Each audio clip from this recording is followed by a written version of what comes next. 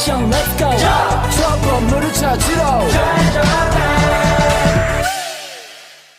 Assalamualaikum warahmatullahi wabarakatuh. Perkenalkan, kami dari kelompok 1 dengan mata kuliah pengantar kewirausahaan dengan dosen pengampu, yaitu ada Ibu dosen Matahari Retonga SPD MPDE, yang mana pada kali ini kelompok 1 akan menjelaskan business plan kami. Sebelum kami membacakan, izinkan kami untuk memperkenalkan anggota dari kelompok 1 ini. Yang pertama ada saya, Pegah Kusuma, dengan NIM 2303008 sebagai moderator. Selanjutnya itu ada Amanda Suciani dengan NIM 2303004. Selanjutnya ada Hele Amdan dengan NIM 23031016, dan yang terakhir yaitu ada Natita Treva Diesma dengan NIM 23031021. Yang pertama, untuk deskripsi usaha. Deskripsi usaha pada business plan kami yaitu ada gelang pernak-pernik, yang dimana gelang pernak-pernik ini adalah jenis gelang yang terbuat dari tali atau kawat yang dijalin dengan manik-manik berbagai ukuran. Selanjutnya itu ada tujuan, visi, dan misi yang akan dibacakan oleh Natita Treva Diesma. Pada Natita dipersilahkan. Adapun terdapat tujuan pada usaha gelang pernak-pernik yang telah kami lampirkan pada proposal atau business plan sebelumnya, yaitu untuk memenuhi kebutuhan konsumen dan akan aksesoris fashion yang unik dan menarik sesuai dengan perkembangan zaman, dan juga memberikan layanan custom order pembuatan gelang sesuai preferensi pelanggannya, dan menjadi tujuan belanja bagi konsumen yang ingin membuat gelang sendiri dengan bahan-bahan yang berkualitas, dan juga mengembangkan usaha yang dapat memberikan keuntungan yang menarik bagi pemiliknya. Visi dan misi terhadap business plan atau usaha gelang pernak-pernik yang telah kami buat pada proposal sebelumnya. Yang pertama itu visi. Visinya yaitu menjadi toko pernak-pernik gelang yang terkemuka yang menyediakan berbagai macam-macam produk gelang yang unik dan kreatif. Yang kedua itu misinya. Yang pertama misinya itu menyediakan beragam pilihan pernak-pernik gelang yang unik, kreatif, dan berkualitas. Yang kedua, memberikan layanan custom order pembuatan gelang sesuai keinginan pelanggan. Yang ketiga, memfasilitasi konsumen yang ingin membuat gelang sendiri dengan menyediakan bahan-bahan yang lengkap dan berkualitas. Yang keempat, menjalin kerjasama dengan berbagai pihak dan memperluas jangkauan pemasaran. Yang kelima, mengembangkan usaha secara berkelanjutan dengan menerapkan praktik bisnis yang etis dan inovatif. Terima kasih kepada Natita yang sudah membacakan tujuan, visi, dan misi dari business plan kami. Selanjutnya itu ada konsumen, potensial, pemasaran, sumber daya umum, dan keuangan yang akan dibacakan oleh Amanda Suciani. Kepada Amanda Suciani dipersilahkan. Baik, selanjutnya yaitu konsumen potensial. Yang pertama ada remaja dan dewasa muda, kemudian wanita, pecinta kerajinan tangan, pembeli hadiah, dan konsumen online. Lalu ada pemasaran. Strategi pemasaran usaha pernak-pernik gelang diantaranya itu segmentasi pasar, kemudian penetapan target pasar, positioning, bauran pemasaran atau marketing mix.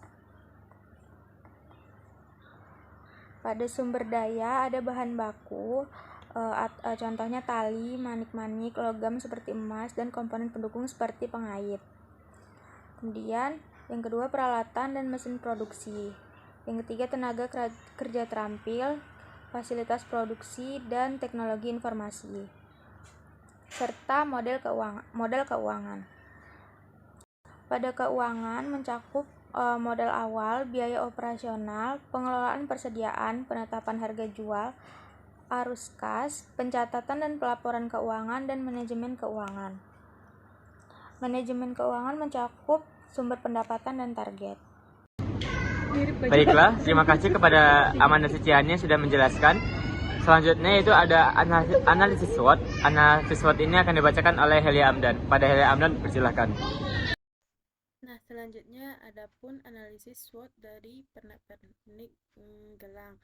Yang pertama ada strength, yaitu kekuatan. Nah, adapun diantaranya yang pertama satu kreativitas dan inovasi dalam desain gelang yang unik dan menarik. Yang kedua, keterampilan perajin dalam pembuatan gelang secara manual atau menggunakan mesin. Yang ketiga, kemampuan menyediakan berbagai jenis bahan baku berkualitas. Yang keempat, fleksibilitas dan menyesuaikan produk dengan tren dan preferensi pasar. Yang kelima, kemampuan menawarkan harga yang kompetitif. Nah, yang kedua adapun weakness, yaitu kelemahannya. Yang adapun diantaranya ketergantungan pada tenaga kerja terampil yang terbatas, kesulitan dalam mempertahankan konsistensi kualitas produk. Selanjutnya, keterbatasan dalam skala produksi dan kapasitas. Yang keempat, kurangnya investasi dalam teknologi dan otomasi produksi. Yang kelima, terbatasnya jangkauan pemasaran dan distribusi. Adapun yang ketiga yaitu opportunities, yaitu peluang. Di antaranya, pertumbuhan peminatan gelang sebagai aksesoris fashion yang terus meningkat. Yang kedua, tren gaya hidup sehat dan sustainable yang mendorong permintaan produk ramah lingkungan. Yang ketiga, peluang ekspansi pasar ke luar negeri dengan memanfaatkan perkembangan e-commerce. Yang keempat, kemajuan teknologi yang dapat meningkatkan efisiensi dan produktivitas. Yang kelima, potensi kolaborasi dan desainer, influencer atau merek fashion ternama. Yang keempat yaitu ada yang terakhir, yaitu threats, ancaman. Yang pertama, persaingan ketat dengan produk impor yang lebih murah. Yang kedua, fluktuasi harga bahan baku yang dapat mempengaruhi biaya produksi. Yang ketiga, perubahan tren dan preferensi konsumen yang tepat. Yang keempat, regulasi dan kebijakan pemerintahan yang dapat berdampak pada industri.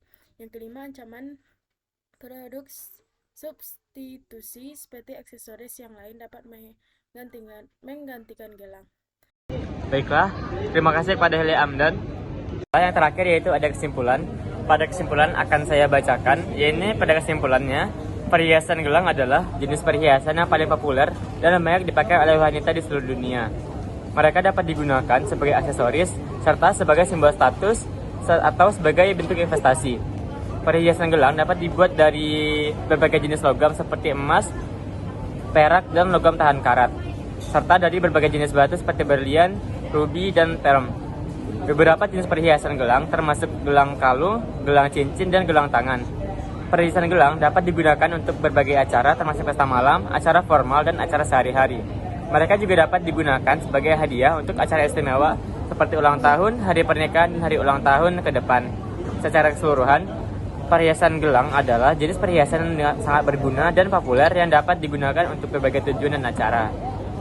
Mungkin sekian business plan dari kelompok kami tentang perhiasan gelang ataupun tentang gelang pernak-pernik. Kami mohon maaf apabila ada kesalahan dalam penyampaian materi dan penjelasan dari business plan kami. Kami akhiri. Wassalamualaikum warahmatullahi wabarakatuh.